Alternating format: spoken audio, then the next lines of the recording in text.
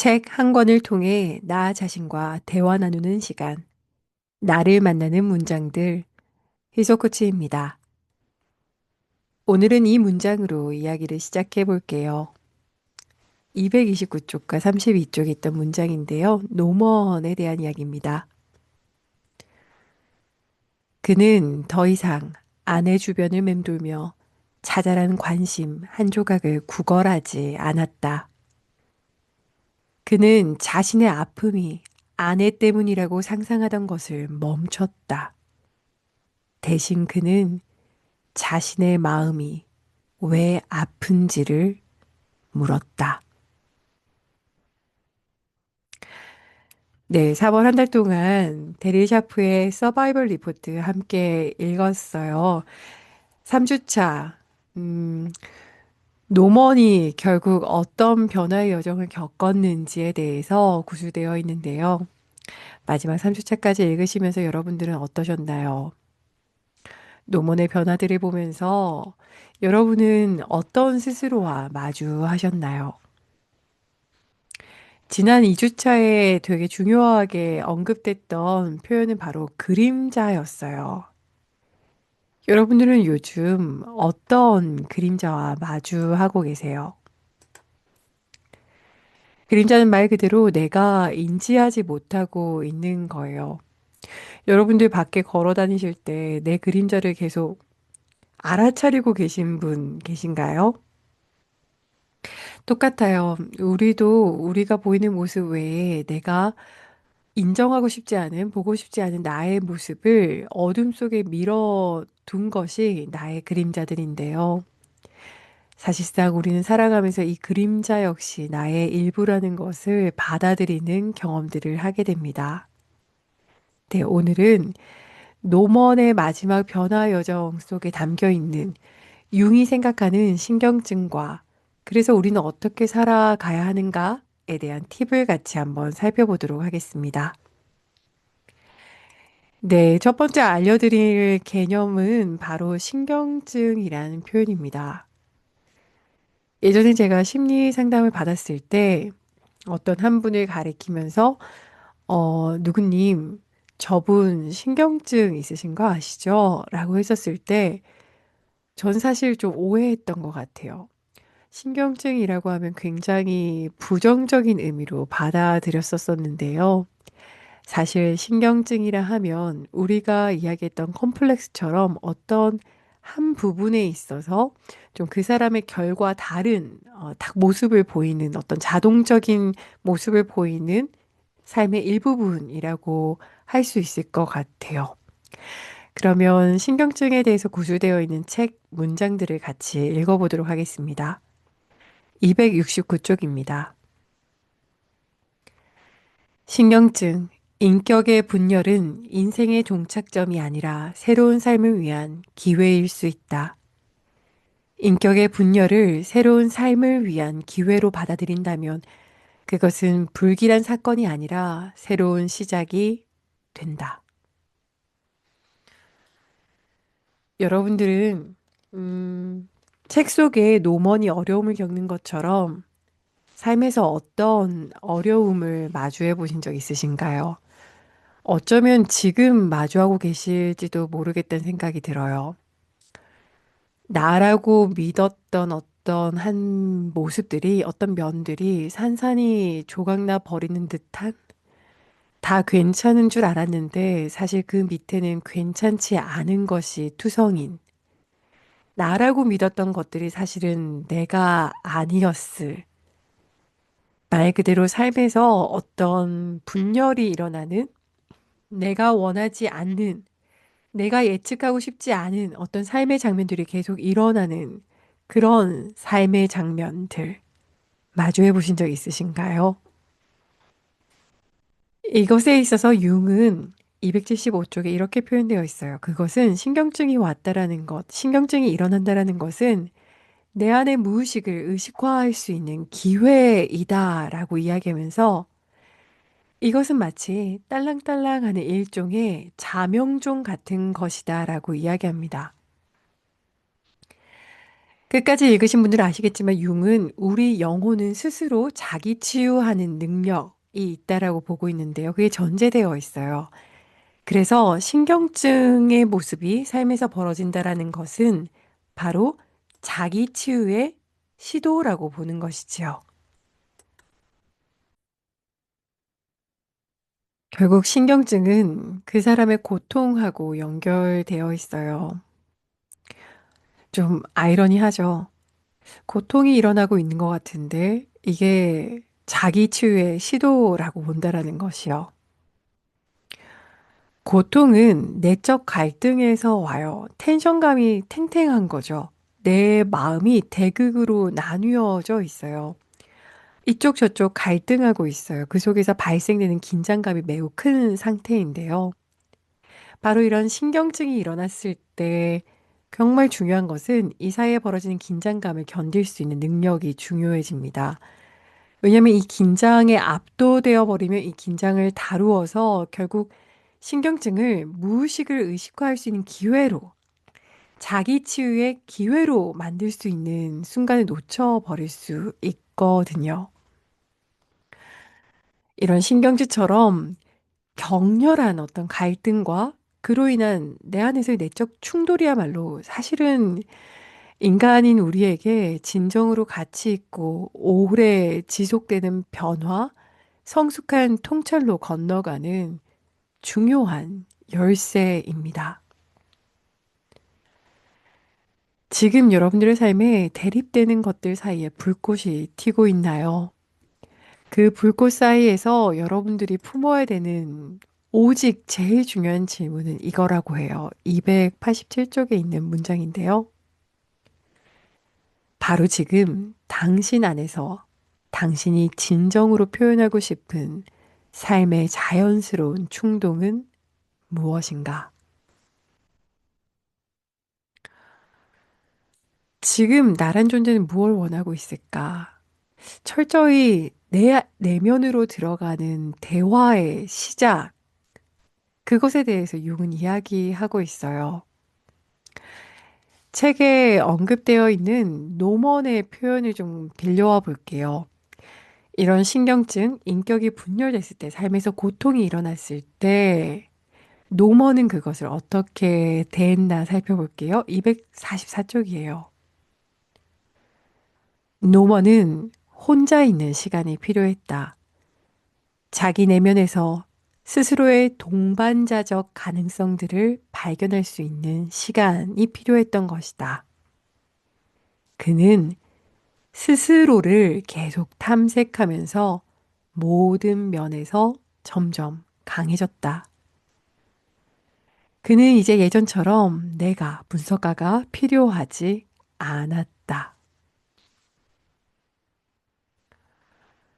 네, 여러분들 책을 읽으셔서 아시겠지만 노먼은 처음부터 끝까지 아내에 대한 불만족스러운, 얼마나 좌절스러운가에 대해서 이야기를 하고 있었죠. 모든 원인은 아내로부터 출발했어요. 아내를 탓할 수 있었고, 분석가 앞에 와서 힘들다라는 얘기만 할 수 있었어요. 하지만 후반부의 노먼은 점점 더 자신의 내면을 탐색하고 탐구하는 것에 열린 태도를 가지고 깊이 긍정적인 의미로 침잠하기 시작합니다.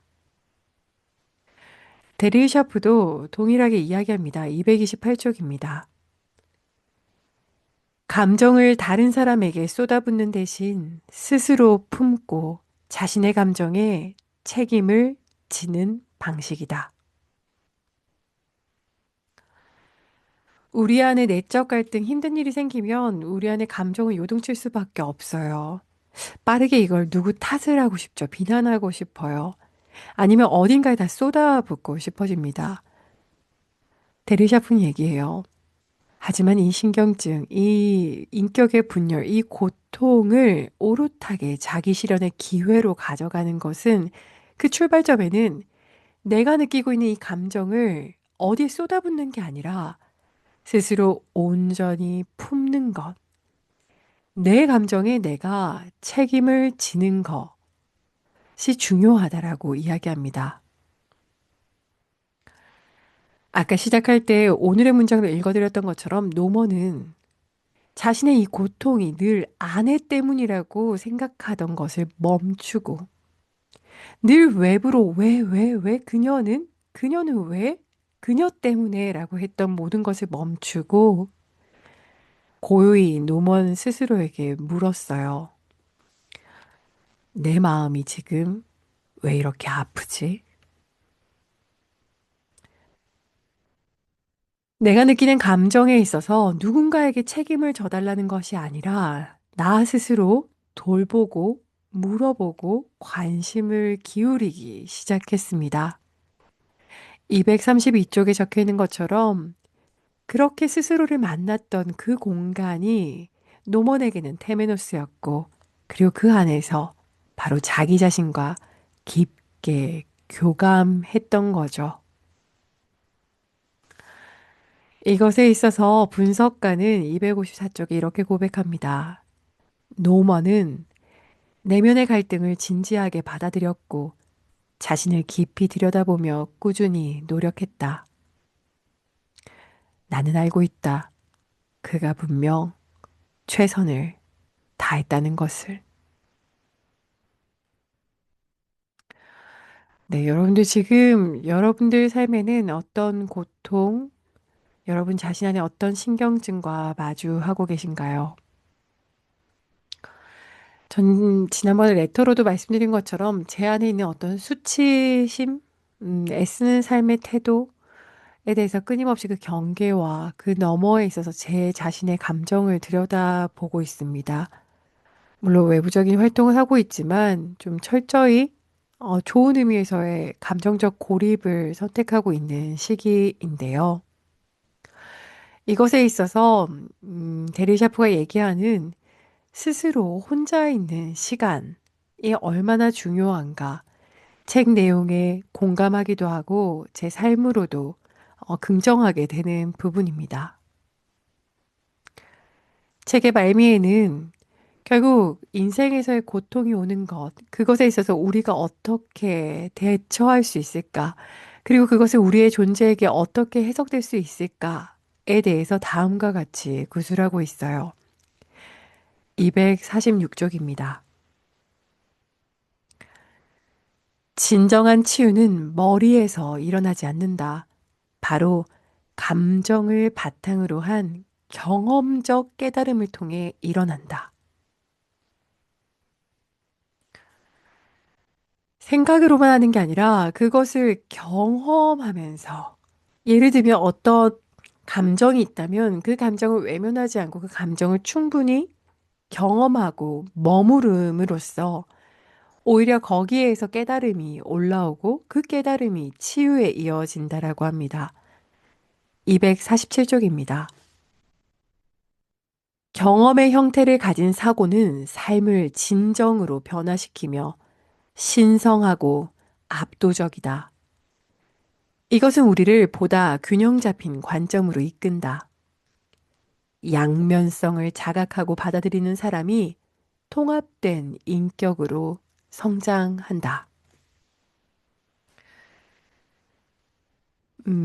경험의 형태를 가진 사고라고 했었을 때 막연하실 수 있는데, 결국은 외면하지 않고 내 고통이 있는 것을 계속 바라보는 것, 그것이 내가 아니라고 외면하거나 무섭다고 도망가는 것이 아니라 내가 마주해야 되는 나의 감정을 통해서 내가 마주 봐야 하는 내 안의 목소리에 귀 기울이고 그 이야기들에 귀 기울여서 나에게 필요한 행동까지 이어지는 것.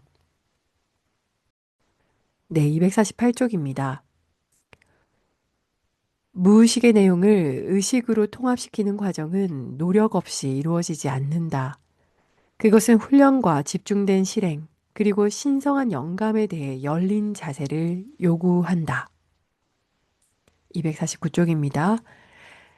진정한 자기 자신이란 오직 서로 반대되는 요소들 사이의 긴장을 버텨내는 과정을 통해서만 발견될 수 있다. 어떤 변화든 가능하다. 변화는 시간과 노력이 필요하며 희생이 따르기도 하지만 진정한 변화는 분명 일어날 수 있다. 진정한 해결책은 오직 내면에서만 우러나온다. 진정한 변화는 오직 우리가 스스로의 태도를 변화시킬 때에만 가능하다.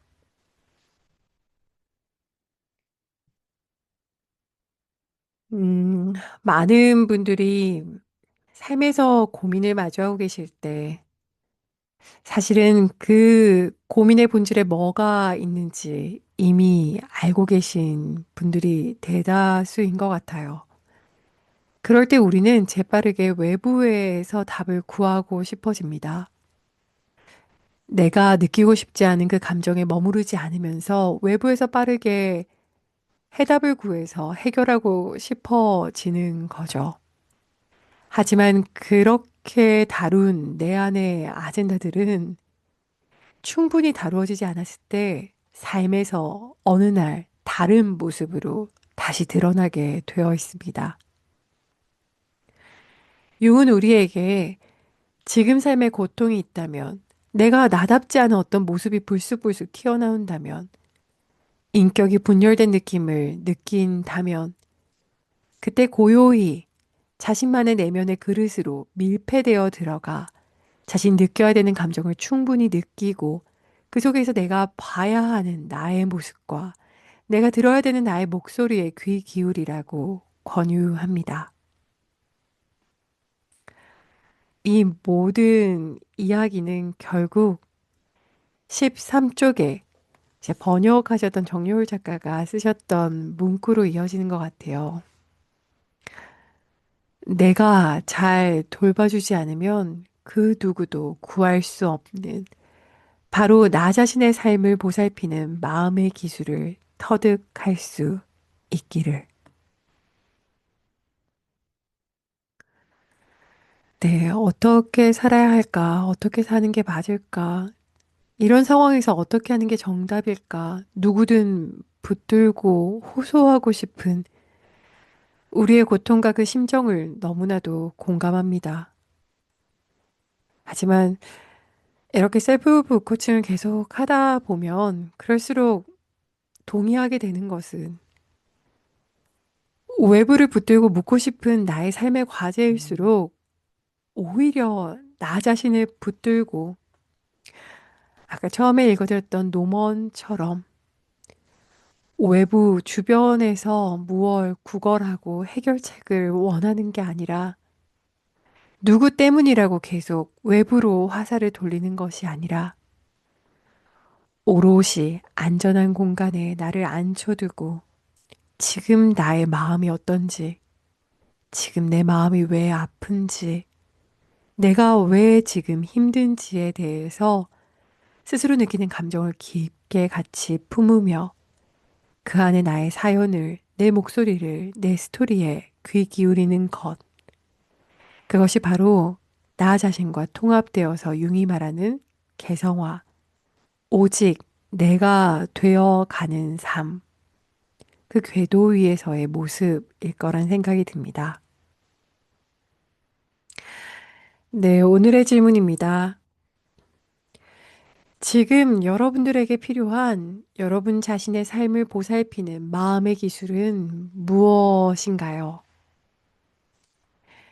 여러분들을 조금 더 잘 돌봐주기 위해서 지금 나는 나의 삶을 어떻게 보살피고 싶으세요?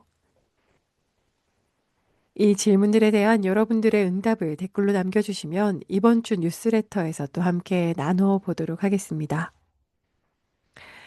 네, 이렇게 3월의 책 서바이벌 리포트가 마무리되는데요. 윤과 정여울 작가의 영감을 얻어서 4월에는 데미안, 5월에는 정여울 작가의 데미안 프로젝트를 함께 읽습니다. 또 이 내용을 함께 더 품고 싶으신 분들 함께 할 수 있길 바랍니다. 마무리하겠습니다. 오늘의 이 문장들이 여러분에게 작은 멈춤이 되길 바랍니다. 더 깊은 이야기는 뉴스레터 토요일 아침엔 나를 만나요에서 이어갈게요. 그럼 오늘도 여러분 자신과 대화 나누는 시간이 있길 바랍니다. 감사합니다.